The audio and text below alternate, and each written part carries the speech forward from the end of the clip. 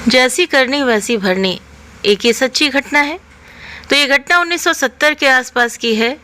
दो मित्र थे, उन्होंने खाना खाया, कोल्ड ड्रिंक पिया, स्टेशन के बाहर लॉटरी टिकट बिक रहे थे।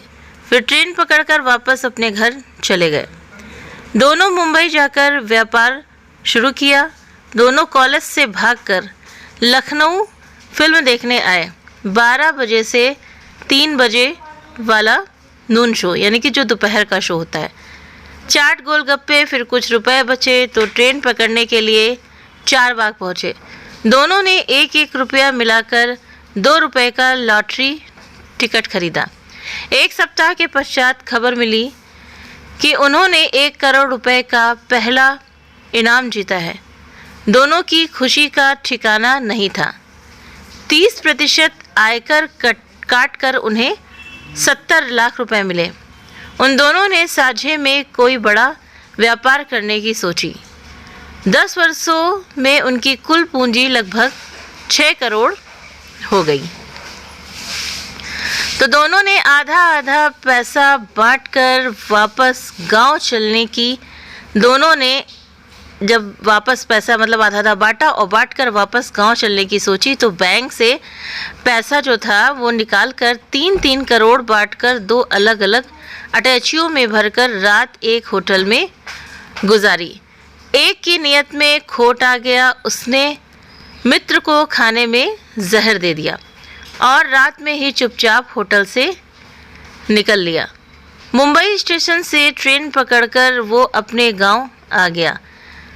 गांव में बहुत आलीशान 3 मंजिला घर बनवाया और बड़े आराम से जीवन जो था वो व्यतीत करने लगा। फिर लगभग 1 वर्ष के पश्चात उसके यहाँ बेटा पैदा हुआ। ढोल नगाड़े बजाकर खुशियाँ मनाई गईं। धीरे धीरे जो बच्चा था वो बड़ा हुआ। 18 वर्ष की आयु में बीए पास कर लिया। उसके विवाह की चर्चा होने लगी। इतने अमीर घर में सभी अपनी बेटियों का रिश्ता करना चाहते थे। तभी एक दिन वो बीमार पड़ गया। पिता ने शहर ले जाकर जो शहर के नामी गिरामी डॉक्टर थे उनको दिखाया। तो डॉक्टर ने जांच करवाई और बताया कि उसे कैंसर नामक भयानक रोग है, उसे मुंबई ले जाना पड़ेगा। पिता के पास अकूत यानी कि बहुत संपत्ति थी। उसे मुंबई ले जाकर टाटा मेमोरियल हॉस्पिटल में भर्ती करा दिया। फिर क्या हुआ कि लगभग 3 माह भर्ती रहने के बावजूद भी उसकी सेहत में कोई सुधार नहीं हुआ और उसकी हालत बिगड़ती ही गई। डॉक्टरों ने सलाह दी कि उसे अमेरिका के न्यूयॉर्क शहर में ले जाकर दिखाएं, वहाँ इसका इलाज संभव है। तो पिता उसे और अपनी पत्नी को लेकर न्यूयॉर्क चले गए। वहाँ उसे सबसे प्रसिद्ध हॉस्पिटल में भर्ती करा दिया। तो लगभग 6 माह वो वहाँ भर्ती रहा। उसके पिता उसे बचाने का हर संभव प्रयास करते रहे, यानी कि हर संभव प्रयास उसके पिता ने किया, परंतु वो फिर भी ठीक ना हो सका। तो एक दिन वो बालक बहुत ज़ोर से खिलखिलाकर हंसा। उसके पिता ने तत्काल अपनी पत्नी को बुलाया और कहा कि देखो, आज तुम्हारा बेटा काफ़ी ठीक है, वो कैसा खिलखिलाकर हंस रहा है। लड़के ने कहा, आपने शायद मुझे नहीं पहचाना, मैं आपका वही मित्र हूँ जिसे आपने 19 वर्ष पहले मुंबई के एक होटल में जहर देकर मार दिया था। अब मैं मरने वाला हूँ।